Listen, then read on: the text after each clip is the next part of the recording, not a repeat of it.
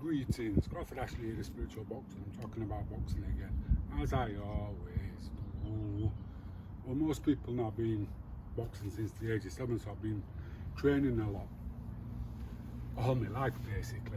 And the only time I didn't train when I was depressed, and there should be a picture up there about what depression looks like, because that was me, deep depression, not training. Now I just do what I call intuitive training, and I do different things. Sometimes I'm working my legs, sometimes I work my core, and lately it's been my arms and my shoulders, because my back's a bit stiff. Anyway, this is some of the exercise I do, 10 minutes outside, especially when the days like today. I just big circles, that way, 10 one way, 10 the other way. Well, I've done them this morning already, just to keep it flowing, get them loose. Circulating like this, opening the chest up,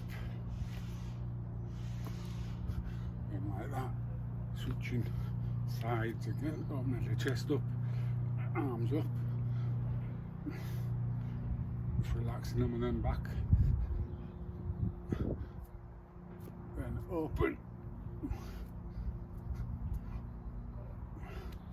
That's what I like to do, and these are always, what I say, basic to everything. I do this every day, just bend over, keeping my legs straight, stretching, and then I sit down like this. And this is where I like to rest.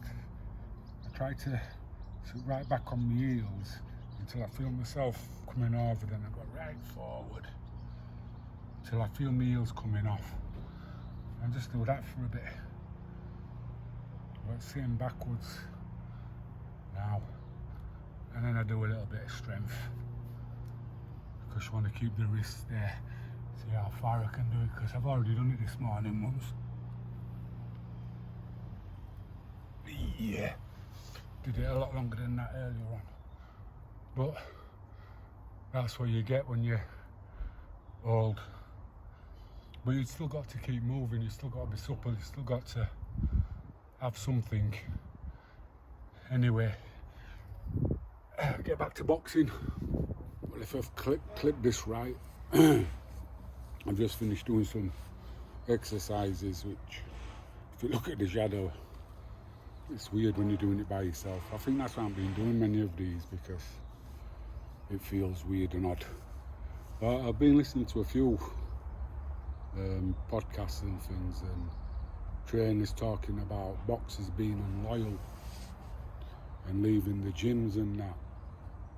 And to me, it's simple. Why does a boxer leave the gym?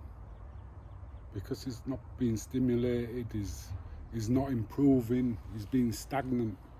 And if you can't show him something different, you can't bring something new to the table, let him go on, let him move.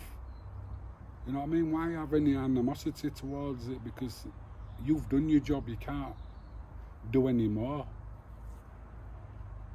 It's like I say to Theo's okay now, he can train himself because he's got the basics. But that's what all world champions do, they train themselves. There's nobody there knocking on the door for them to go running. There's nobody there telling them what to do. It's something that's within them that they have to do anyway. So when you get to a level, if you're going to learn a box, find somebody who can teach you the basics.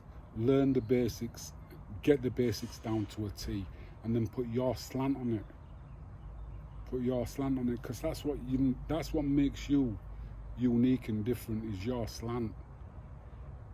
You know, when you look back at all the greats, they're all themselves. They're all got what works for them, and they've used it to a T. And like I say, boxing's been good this kind of week. There's been some really good fights. The Ben Eubanks fight, I wasn't interested in, to tell you the honest truth. It was absolute bollocks building up to it. I was very interested in the undercard. I thought there'd be some great fights on there, and I thought there were.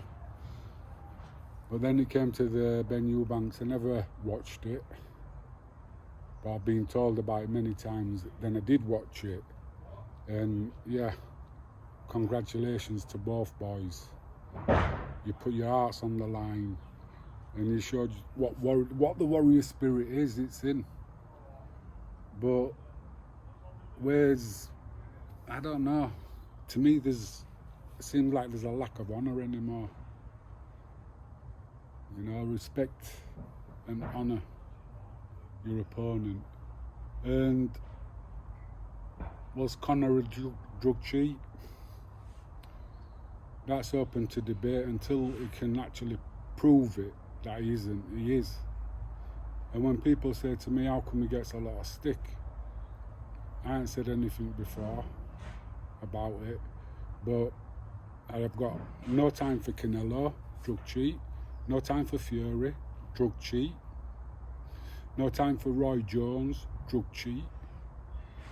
When you start looking at Billy Joe Saunders, when you start looking at all these people who've been tested positive for drugs, but yet they're still held in high regard, they still get 8 and 9 million paydays. What's going to stop other kids coming up and doing it? And it's very, very dangerous, because you can get really hurt because you're going on, because you're on this falseness, and you take a battering, where if you didn't have it, you wouldn't, you know, you'd stay down. But that's just the way I see it. If you take drugs, that means that you're not confident in your own ability. And boxing is about finding out who you are without any enhancement whatsoever. But most of you don't want to find out who you are, you just want the payday and the checks, and I guess that's the right thing to do for a lot of them. Just go after the money. Which, yeah. Sometimes I think I should have done that, gone for the money. But I'm going to talk about Frank Warren, a story from meeting him to the end, finishing him. So, but I think that's going to be a long one, because I want to go into in depth. I could even show you the paperwork I've got. I've still got the contract for the Nicky Piper fight. So, you know, all that can come out, and then he can say what he wants, because I've got evidence. But that's life. Anyway, if you like the vibe, then subscribe. I've been trying to get 1,000 subscribers for over 3 years now. So, you know what I mean? Maybe it's not what people want to hear, but that's it. Anyway, if you like the vibe, then subscribe. I'm chilling out.